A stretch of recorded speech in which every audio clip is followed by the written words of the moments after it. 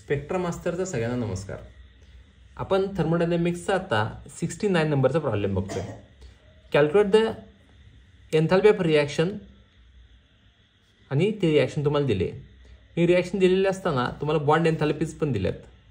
Bond एन्थॅल्पीज म्हणजेच काय, हा बॉन्ड किंवा हा बॉन्ड ब्रेक करण्यासाठी लागणारी एनर्जी तुम्हाला दिलेली असते. त्याला आपण बॉन्ड एन्थॅल्पी मी किंवा बॉन्ड एनर्जी म्हणू शकतो.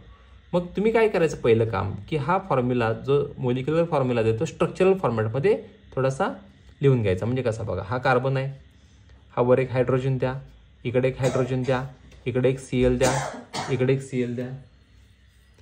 परत याला तुम्हाला तोडायचं आहे. मग काय तयार होते बघा बरं, हा एक कार्बन तयार होतोय आणि 2 हायड्रोजन तयार होतात आणि 2 Cl तयार होतात. मग आता आपल्याला काय करायचं आहे, तर या रिॲक्शनसाठीचा एन्थॅल्पी चेंज कॅल्क्युलेट करायचा आहे. तर तो कसा करतो बघा, त्यासाठी फॉर्म्युला काय आहे बघा, delta RH is equals to summation bond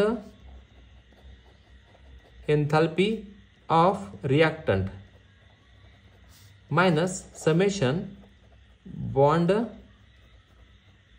enthalpy of product. आता काय करणार आहे आपण, तर हा बॉन्ड सगळे तोडायचे आहेत आणि हे काय सिंगल ॲटम्स आहेत, म्हणजे याची काय एन्थॅल्पी चेंज काही गरजच नाही आहे. आता हे आपण डेल्टा RH काढायचं आहे, म्हणजे रिॲक्शन एन्थॅल्पी काढायचं असेल तर आपण काय करणार बघा, बॉन्ड एन्थॅल्पी रिॲक्टंट. आता रिॲक्टंटचे कुठले बॉन्ड आहेत तर बघा बरं, तर C'Cl किती बॉन्ड आहेत, 2च बॉन्ड आहेत.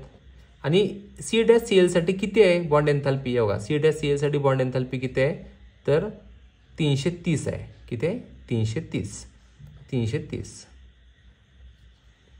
प्लस C'(H) बॉन्ड किती आहे तर 2 आहेत. मग त्यासाठी बॉन्ड एन्थॅल्पी किती आहे तर 414. झाले, संपले. परत पुढं काय मायनस बॉन्ड एन्थॅल्पी प्रॉडक्ट. इथं कुठलाच बॉन्ड नाही आहे, हे सगळे सिंगल ॲटम आहेत, त्यामुळे ह्यांचं काय येणार आहे 0 येणार आहे.